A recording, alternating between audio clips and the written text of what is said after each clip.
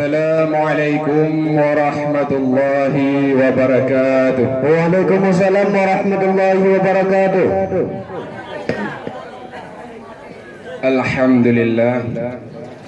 Alhamdulillahi rabbil alamin. Wassalatu wassalamu ala asyrafil anbiya'i wal mursalin wa ala alihi wa sahbihi ajma'in. Amma ba'du. Qala subhanallahu ta'ala fil Qur'anil Karim. A'udzu billahi minasy syaithanir rajim. Bismillahir rahim. Wa may yattaqillaha yaj'al lahu makhraja wa yarzuqhu min haitsu la yahtasib. Wa qala Rasulullah sallallahu alaihi wasallam fil hadis, man qala la ilaha illallah mukhlishan dakhala al jannah. Sadaqallahul azim wa sadaqan nabiyul karim. Rabbi israh li sadri wa yassir li amri wahlul 'uqdatam min lisani yafqahu qawli. Sadaqallahul azim. Buat langkah yang pertama dan yang paling utama, mari sabansari kita puja ilahi rabbi zul jalali wal ikram.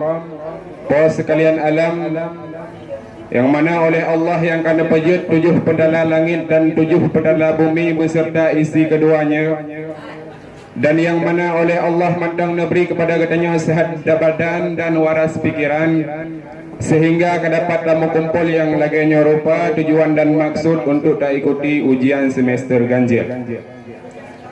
Salah dan salam mari sabansari katanya puwa kepangkuan alam Nabi besar Muhammad sallallahu alaihi wasallam,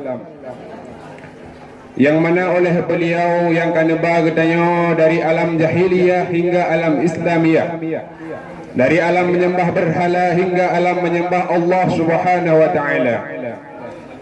Dilikan dibaknya salah dan salam pula kepada al dan sahabat beliau sekalian, tabi'in, ulama mutaqaddimin dan ulama mutaakhirin, dan ulama-ulama yang muktabar yang mentangna sidawa sepatu di atas hurung permukaan bumi Allahnya.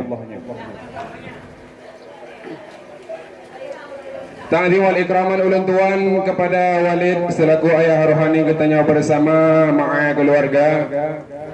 Ta'zim wal ikraman ulun tuan kepada abah dan abi ma'a keluarga. Ta'zim wal ikraman ulun tuan kepada seluruh dewan guru, baiknya yang bersifat atasan maupun bawahan, pukuhnya yang sembut ora maupun malam.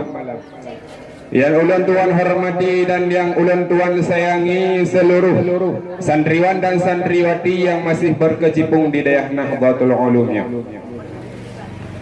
Para hadirin kaum muslimin yang dirahmati Allah, pada kesempatan kalinya ulun tuan akan membawakan satu syarahan yang berjudul ataupun tema tanda-tanda kebahagiaan dan kecelakaan.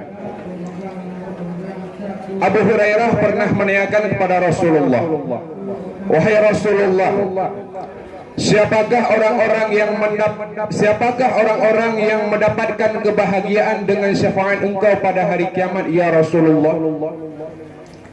Maka Rasulullah menjawab, wahai Abu Hurairah, orang yang mendapatkan kebahagiaan dengan syafaat lembah ura kiamat ialah orang yang dikut la ilaha illallah, hanya Tuhan selain Allah secara murni dalam hatinya. Dan Nabi bersabda dalam hadis yang lain, man qala la ilaha illallah mukhlishan dakhala al-jannah. Qila ya Rasulullah wa ma ikhlasuha? Qala tahjuzuhu an maharimillah.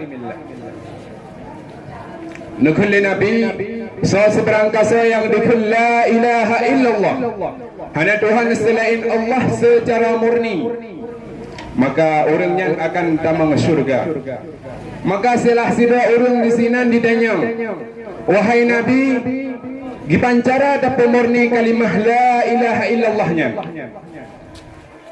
Maka Nabi najawab, hendaknya kalimat la ilaha illallahnya dicegah katanya daripada perbuatan yang diharamkan oleh Allah Subhanahu wa taala.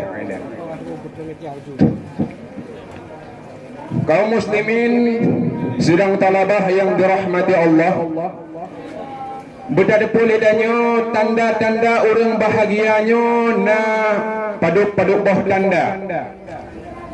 Yang pertama yaitu orang yang zuhud terhadap dunia dan cinta terhadap akhirat. Apabila orang ka zuhud terhadap dunia, hana galak ale kepada dunia, dan yang ganyan galak ataupun ganyan cinta ialah akhirat. Tanda-tanda kebahagiaan kana bagoknya.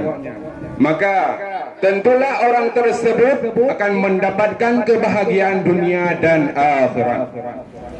Adapun tanda yang selanjutnya, orang tersebut senantiasa beribadah kepada Allah dan membaca Al-Quran setiap harinya walaupun sedikit.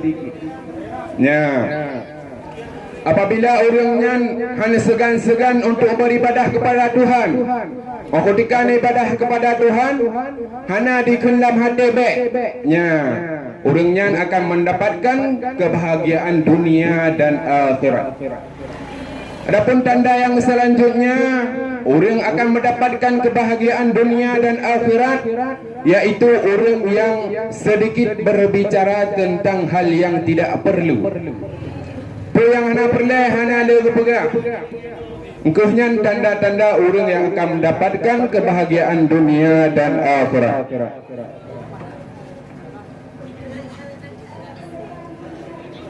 Maka ada mengelaju dalam kesimpulan, dapat acok kesimpulan yang bahawa tanda-tanda orang yang bahagia, nah pada bawah tanda yang pertama yaitu zuhud terhadap dunia, cinta terhadap akhirat. Yang selanjutnya senantiasa beribadah kepada Tuhan dan membaca Al-Quran pada setiap harinya. Dan yang selanjutnya sedikit berbicara tentang hal yang tidak perlu. Dan lelam yang tanda-tanda yang hana lam habis lan sebut pun karena wate dikasingkan. Karena mula judul nak ada pegah tanda-tanda orang celaka, maka takkan sabah